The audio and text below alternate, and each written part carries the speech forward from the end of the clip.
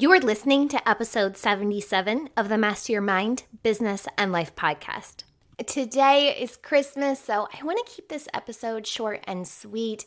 I've decided to not include the typical intro music, as I do with all of my other podcasts, as it just didn't feel like the right vibe for today. So if you're tuning in for the first time, welcome to an untraditional form of the podcast. And if you are a regular, welcome back. And as always, thanks for tuning in. It's not often that we're able to get a glimpse into what Christmas was like, quote unquote, back in the day. But thanks to my mom's second cousin, Nathan, I was able to be taken back to what Christmas was like for my great-great-grandmother as a child.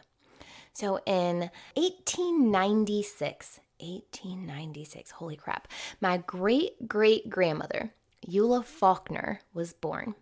She married Benjamin Costin, and together they had 6 children. My maternal great-grandmother, Mayola, who I spent a good amount of time with as a child, was one of those 6 children. Now, in 1984, Eula died at the age of 88. I was born 4 years later, so I did not have the pleasure of meeting what sounds like a remarkable woman. But luckily, Nathan shared a letter that Eula wrote to her grandchildren on Christmas in 1968. So reading this, I was taken back to what seemed to be a simpler time. It's my hopes that by sharing this with you today, you're able to imagine not only what life was like back then, but how to be more aware of your present life and just how blessed you are. The letter reads, "Dear grandchildren, would you like for your great-grandmother to relate to you some of the events in her childhood days, including Christmas? Since I've never had the chance to tell you stories when you were young, I thought I would take time to write to you. It would be more interesting to tell you personally, but since I can't, I will write. Times have changed so in my lifetime that they may seem almost unbelievable to you. I wish you could have experienced some of the Christmases I remember best. Thus, when I was around 6 or 7 years old, I remember in particular, it was almost dusk, and I was helping my daddy carry in the firewood for a long winter evening. We hadn't a fireplace, but had a stove called the king heater, and also a kitchen stove was a wood-burning stove. So we carry in several armloads of wood and deposit it into the big wood box behind the kitchen stove. It was snowing, huge flakes, and how I enjoyed being out in the snow. I wasn't too fond of carrying wood in the clear, cold weather. Ha! Mama would play the organ, and she and Papa would sing hymns after supper. Then he would read from the Bible after they had played dominoes with me. Soon I would crawl into bed and dream of Santa. But before I would go, I would hang my long black stocking on the back of a stool chair. The chairs had posts about 3 inches high, protruding in the back. It would be quite a task to induce sleep, but easily to awake in the morning. And how long it would seem before Papa got the fire going to warm the room before we were allowed to get up.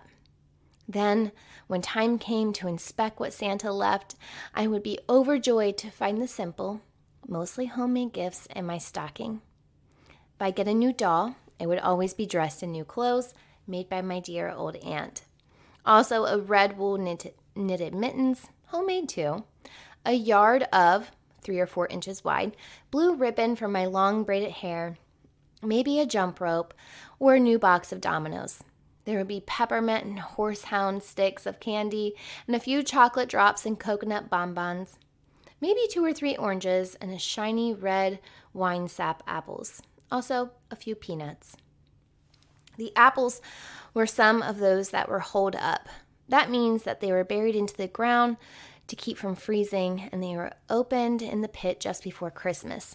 We never had bananas in those days because there was no way of bringing them to the little town without freezing them in transport. I had never even seen any dried cereal until I was 9 years old. It was in a small box, and inside was always a premium.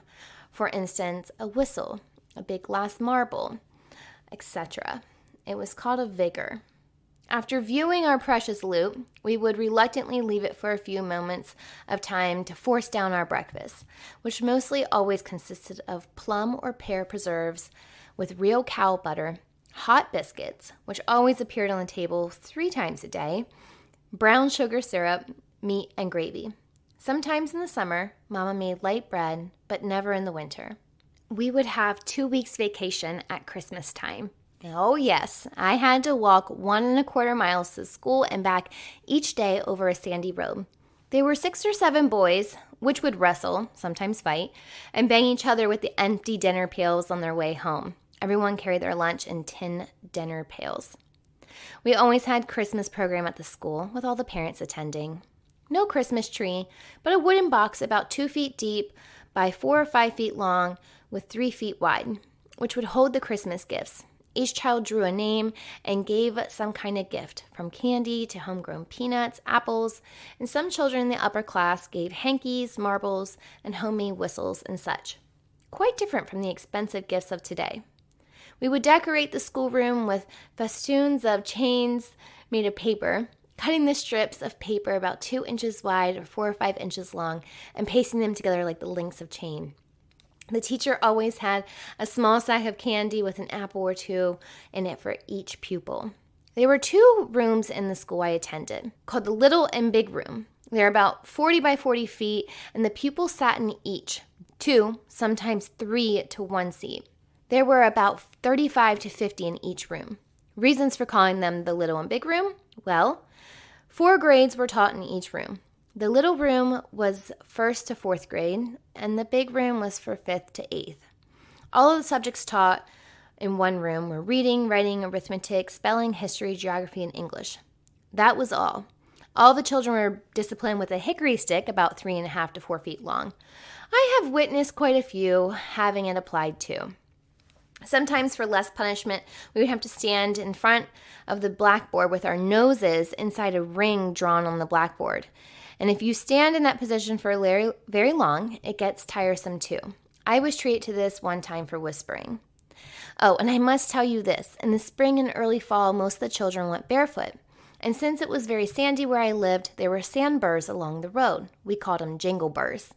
And then the boys would get rough. Sometimes they would throw one another's hats or caps way out into the patch of burrs.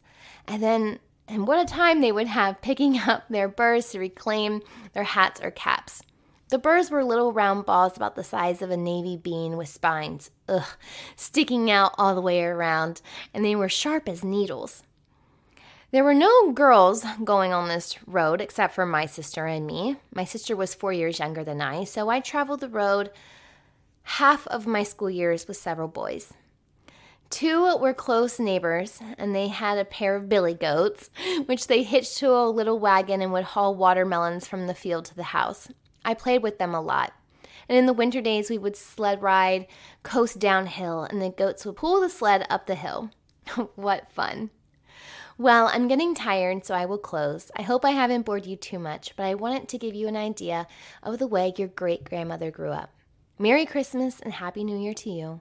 Hope you enjoy the acquaintances of your new schoolmates. Love, Grandma. XXX, excuse misspelled words and poor writing. I loved reading this, and I did have to stumble a little bit because she was right. There was a little poor writing, but what do you expect? I mean, take someone back who was born in the 1800s. Like, I just can't even imagine, and I'm sure that's how it feels to my daughter, Skylar, every time she tells me way back in the 1900s, as if being born in 1988 was really that long ago. But how remarkable that Eula even thought to take the time to write this. I'm just honored to be able to share a glimpse of the past and my family's memories with you today on Christmas. Next week, I am back with a regular episode of Master Your Mind, Business, and Life with a special guest who you may remember, Felicia Bender. She is giving us a numerology forecast for the year. I am really excited. But don't forget to tune in on Friday for an episode of Fuel Your Life Friday. I am wishing you and yours a Merry Christmas. And as always, remember, every level of life is an opportunity to grow. Be well, my friend.